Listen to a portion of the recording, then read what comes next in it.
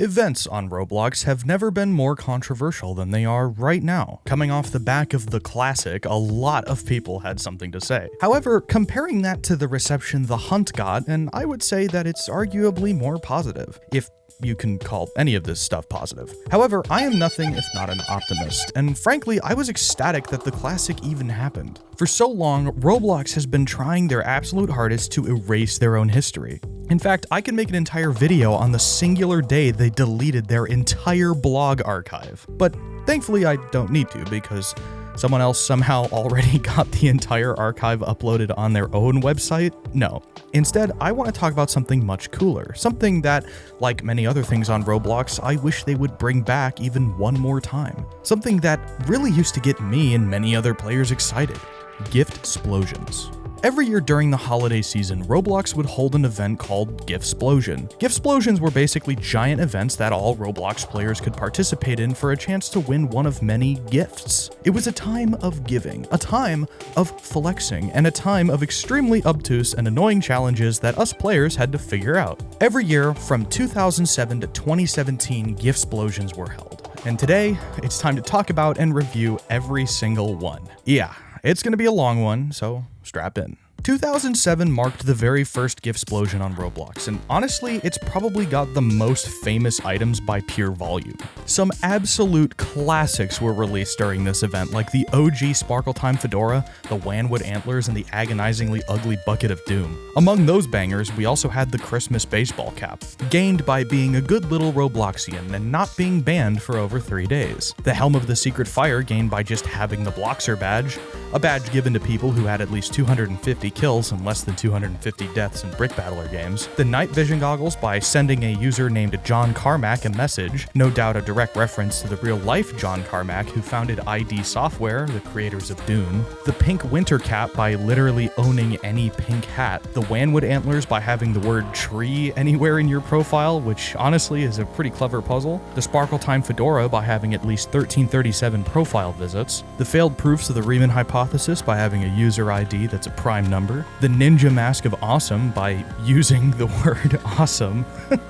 Just using it. The agonizingly ugly Bucket of Doom by having at least 100 messages in your inbox, which in 2007 was pretty hard. And the Buildermaster Headband by having the Homestead badge, which requires 100 plus visits to your game. Put that into perspective for a minute. 100 place visits was notable enough in 2007 to where you would literally win a prize for it. One thing to note is that every item in every GIFTSPLOSION ever came in, well, a gift, hence the name. Doing the challenges for these hats netted you the gifts in which the hats came inside. What kind of sucks about these, however, is the fact that most, if not all these gifts could have also been bought with Robux, which is pretty lame if you ask me. But the fact that these hats are still as rare as they are is pretty impressive. It shows that people back in 2007 weren't so willing to drop, $400 on a back gear. In 2008, we had another huge batch of items, but I'm gonna be honest here, these ones are really mid. I don't know what happened in between 2007 and 2008, but the hats and the gifts this time were kind of trash. The only one really of note is the Ice Skull of Nevermore, which is a pretty cool looking item. As for the other items, the Racing Helmet was won by not having been moderated for the past month and logging in since December of 2008. The Scissors were won by having the word paper in Roblox's now deleted blurb section of your profile. The TICKSPLOSION was won by using the also defunct trade currency feature on Roblox, where basically if you had a bunch of Robux that you wanted to exchange for ticks and vice versa, you could do it through the currency exchange. The Thought Fortress was won by leaving a comment underneath the gift it came in, which is also pretty clever. The Helm of the Flashing Bolt was won in a pretty funny way. All you had to do was get killed by Telemon in any game. The Golden Top Hat of Bling Bling was won by owning any of the other crown hats in Roblox, and the Ice Skull of Nevermore was won by inviting 3 or more users through Roblox's also now defunct Ambassador program. When Roblox was very young, they wanted as many people to join the site as humanly possible. So when the Ambassador program was created, if you linked Roblox on any other website, you would earn 2 ticks with a cap of 50 links. An arguably genius strategy for a site like Roblox. Like I said previously, mid. Some of these items are pretty classic, but most of them have been lost to mediocrity and don't ever get talked about. Rest in peace, my boy Thought Fortress. You truly were the most stable shape. 2009 saw the birth of the perfectly legitimate business hat, a staple of the trading scene for as long as I can remember, and being a great item to start out with. Or at least it was, until it became really expensive. All you needed to do to win this was have a verified email address attached to your account. The full spectrum Group Master headband was given out to people who owned a group with 9 people in it. Your head, a marshmallow floating in hot chocolate. What are these names, dude? Was won by owning a limited unique item with a prime serial number. The fruitcake hat was won by selling 3 pies? Like the number? In what game? There's really not a lot of information about this. The Pyramid of the Sun King was won by creating a place with Akhenaten in its title. The Silver Snowflake was won by using the word ice in a forum post. The Big Bag of Ticks plus Bomb equals LOL, seriously? Was won by having at least 10,000 tickets in your account, which was a lot even back then. The Sub-Zero ski specs were obtained by referring more than one person to buy Builders Club, which actually might be against their own terms of service these days. A double whammy of the elf ears and the decked out elf was won by having all 11 elf hats on Roblox, and its cousin, the Santa for all seasons, was won by having all 11 Santa hats. Finally, the 2010 fireworks were won by logging in the day after Christmas. Much like 2008, there was a bunch of mid this time, not to mention just the sheer volume of hats that were released. Other than the previously mentioned legit fedora, things weren't looking bright for the future of GIFTSPLOSIONs. But that would all change next year, as the 2010 GIFTSPLOSION pulled out all the stops, giving the Roblox community some of the most legendary and sought-after hats the site has ever released. However, this time it started out with the Christmas creep. Yikes. Won by buying the Frosted Santa Harbinger of the Christmas Creep gear before December, followed immediately by the Fail Whale, which you literally just bought, a trend that will become more obnoxiously prevalent as time goes on. But then, we got it. Epic Face. That's right, the world-renowned meme was finally coming to Roblox in truly the most epic way possible, by connecting your Facebook account with Roblox. Sweet baby Ray. Then there were 4 Builders Club related items, starting with the inverted stocking, won by getting duped and buying the fake gift. The Snow Fuse Bomb was won by just having Builders Club. The Igloo of Solitude was won by just having Turbo Builders Club. And the BCX 2000 Snow Reaper Bazooka was won by having Outrageous Builders Club. The extremely uncanny and out-of-place Ghost of Roblox's Pass was won, and I quote, by following the alien to all 7 retro places. Baby Ray. Okay. And the present top hat was won by owning a place within the top 1,000 most visited places list. But don't worry, because we aren't done yet with 2010. Because while most of these besides the Epic Face were mid, that was all about to change. Because the next gift contained none other than the red domino crown. Given out to every administrator for free and costing a whopping 20,000 Robux. This was immediately followed up by the Lua Black hat, which, if you see anyone wearing this, you have my permission to call them a true OG nerd, because you needed to post 99 times on the Roblox script forum to get it. This was also then followed by the Roblox Veterans Medal, obtained by just having the Veterans Badge. The secret camera tie was won by reporting inappropriate things across Roblox before December. Kind of ironic that the item you get for doing this is good at spying on people. Nice going, Roblox. The grotesque pile of 100,000 eyeballs, which is really only like 11 eyeballs, but sure, was won by running a user ad that got at least 100,000 impressions. Also pretty difficult in 2010, I imagine. But then we got another bombshell. The second gift that year to be given out exclusively to administrators was none other than the Deucifer, one of the most legendary hats ever released by Roblox. Also costing a whopping 10,000 Robux if you just wanted to buy it. Finally, the last 2 gifts were won by getting 24 total badges in several different games. The 8-bit elf by getting the first 8, and the 8-bit Santa plus Santa's grappling gun by getting the last 16. 2010 was a real roller coaster of items being released, from some mid to downright trash, to literally some of the most iconic Roblox hats ever. This one really was special. Next, in 2011, there were also an insane number of hats, like way too many for a normal event in my opinion. Starting off, we had the Rising Sun Katana, won by participating in the Japan earthquake donation effort, which obviously supported Japan in rebuilding after their massive tsunami. The Golden Pixel Award was won by using the upload gameplay video to YouTube feature inside of actual Roblox games. Kind of cool. The Runic Helm was won by logging in the week before December 12th. The 8-bit shades were obtained by having at least 30 best friends, which kind of defeats the point of having a best friend in the first place. Bryn Sop of the Black Heart was won if you owned at least 20 limited items. The Shoulder Helper bot was won by earning the Mark of Experience badge in Welcome to Roblox building, better known as the old Roblox tutorial place that used to exist. And the Mushroom hat was won by having 5 or more badges on Telemon's secret list, whatever that means. Personally, I don't really want to be on Telemon's secret list. So, except for the dragon head, it's been straight trash. But you should already know what's coming if you've been a longtime fan of this channel. The next hat on this list is the Blue Steel Domino Crown. Won by being a top 100 place creator in the week of December 7th.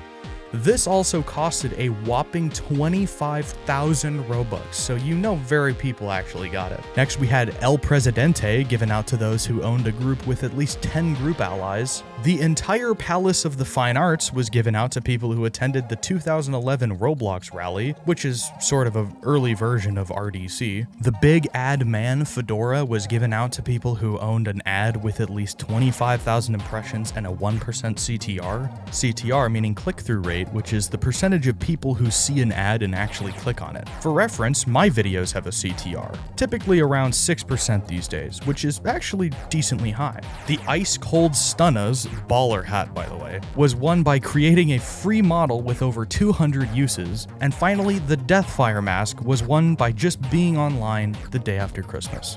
Honestly, other than the Domino Crown, 2011 was also pretty mid if we're being honest. But next we had 2012, and 2012 kicked off with the newspaper shades, won by subscribing to this channel. That's right, if you subscribe to the Bedsheet Ghost YouTube channel in 2011, you won this hat.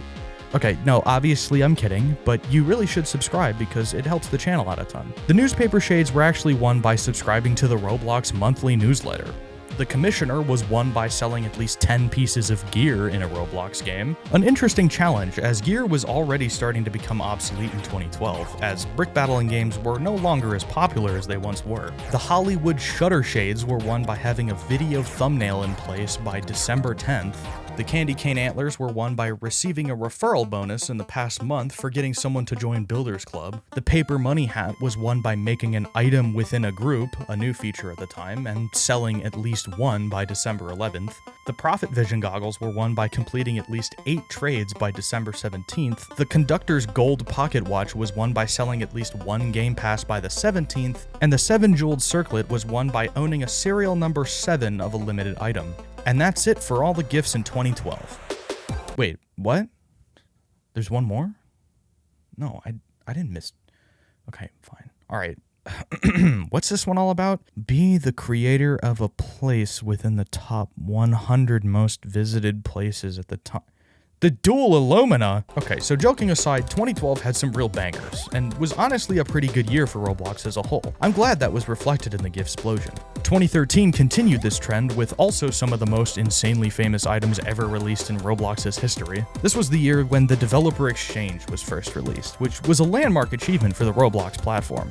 It was the first time people started to take Roblox more seriously as a game development platform, because now the top developers could earn more than just Monopoly money and internet points. Starting off with the stylish Roblox scarf, which is actually a super sleeper hit banger in my opinion. This was obtained by creating at least one outfit by December 3rd. The Wisest Wizard was won by purchasing a Game Pass, like any Game Pass. Can you imagine that these days? Dude, every pet sim player would just be rolling in it. The holiday branches were won by purchasing an item called the Littlest Seed before it sprouted, I assume. The Gold Flash Shades, another banger in my opinion, was won by selling at least 1 pass to a paid game. Hey, just like Ghost HQ, check that out by the way. The eventful Roblox top hat was won by owning any of the BloxCon fedoras or the virtual BloxCon lanyard. The next two items, Snowbot and Merry Wrath, were also won in a similar way to the 8-bit Santa items by getting certain badges in certain games. The Festive Sword Pack was won by owning a game with 100 likes on it, and the super cool Musica Infernus Dominator was won by uploading 5 sounds to Roblox. Hey, Ghost in the Machine here again. There was another item called the Gingerbread Head Row that Ghost literal didn't include in the video. He rendered the item and everything, but just didn't mention it. Oh well. This item was won by owning 2 copies of Unlimited item. Kind of weird, but hey, this is 2013 Roblox after all. The Bloxican 32 Santa Claus was won by completing every quest in the event game The Witching Hour, but then we had the big winner of the entire event, the prize that really changed how people looked at game development on Roblox in my opinion, the Dominus Aureus. By using the developer exchange, or, just dropping a cool 50,000 Robux on it, you would win the Dominus Aureus, one of the most coveted and expensive domini on Roblox. Kind of funny that it was followed by a literal lump of coal.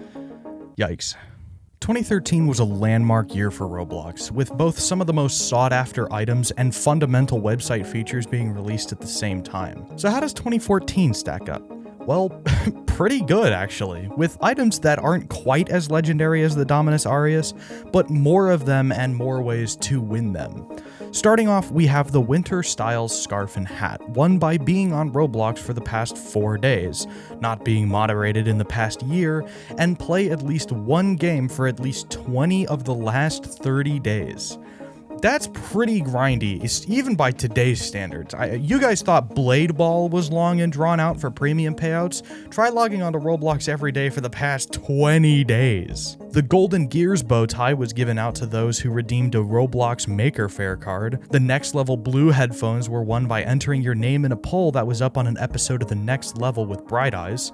That's honestly an entire video right there, just the next level as a concept. And the Sophisticated Badger Gentleman was won by getting a bunch of badges. Next, I think we have the only gift that had 4 items in it. It contained the bombastic, blue steel, viridian, and black iron variations of the shutter shades. This was won by owning at least 20 limited items, much like years prior. The Winged Headphones of Beautiful Music was won by being a part of the then new Dev Forum, a feature that is thankfully still up. Meanwhile, the Winged Blindfold of Honor was given to the top 2,000 players with the most friends, or by simply having at least 8,014 friends. Yeah, so apparently the friend cap was not always 200 on Roblox, which honestly is kind of a dumb update, but like 8,000 friends on Roblox, dude? Like, come on. Next, we have another absolute Roblox classic, the Pickle Ad Guy. By having a total of at least 1.4 million impressions on your user ads, you won this guy. The Golden Deluxe Sword Pack was given to people who played at least 30 of the top 50 games in the past 6 months.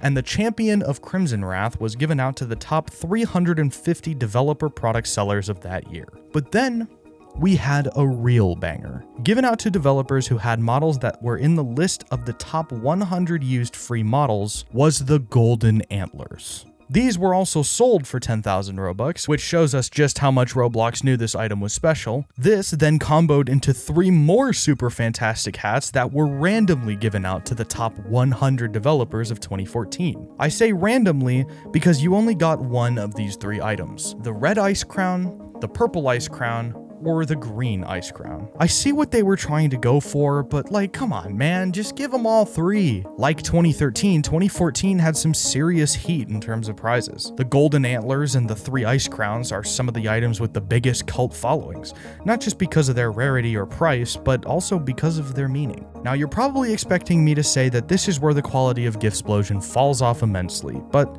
you're wrong. because 2015 had arguably more heat than 2014. Starting off, we have the Active and Chill Snowman, given to people who haven't had a ban of more than 3 days and playing at least one game for the 20 out of the 30 past days. Very similar to the first gift of 2014, you could tell that Roblox wants those engagement numbers at this point. The Legit Owl was given out to those with a verified email address and people who have logged in between November 30th and December 3rd, a pretty short time period. The Festive DJ was given out to those who played a game using the party feature with 2 or more people from November 28th to December 5th. The Golden VIP necklace was similar, given to those who purchased a private server before December 6th, and the Portrait of a Hero ROBLOX was given to those who uploaded an icon for their game by December 8th, 2015. More badge-related items with the Winged Pauldrons of Achievement and the Winged Helmet of Achievement given to those who earned several different badges, 4 for the Pauldrons and 3 for the Helmet. These challenges were apparently pretty difficult, as 3 badges really isn't that many. The Antler Head Row was given to anyone who recruited someone on Roblox and earned an affiliate payout before December 12th. The Silver Wings were given to those who ran a sponsored ad by December 12th,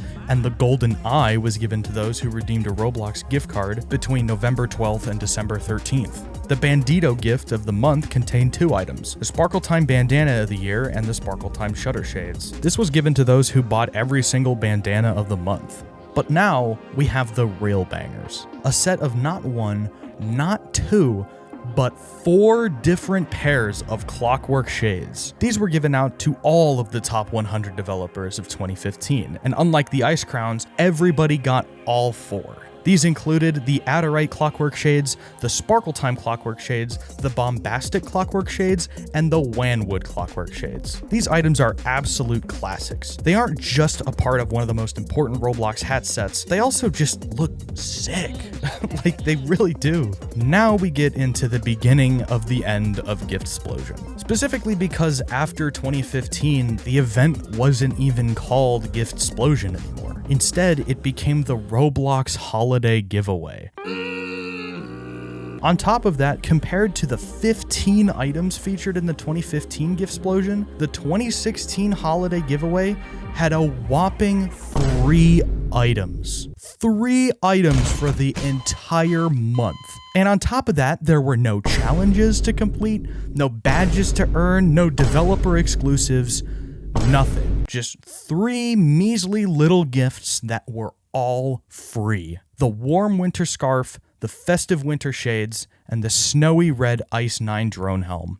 All free for literally 0 effort. Look, I know they called it a holiday giveaway, but most of the other gifts throughout the entirety of GIFTSPLOSION were free. You just had to actually do something to earn them. Heck, let's throw the 2017 giveaway in the mix as well. Also with only 3 items, the Festive Shoulder Owl, the Violet Guardia, and the 2018 headphones. Also all for free. I mean, what a way to go out. We could have ended the GIFTSPLOSION with banger items like a Dominus, some Clockworks, or just anything, but no. Instead, we had literally the most pitiful giveaway Roblox ever put on.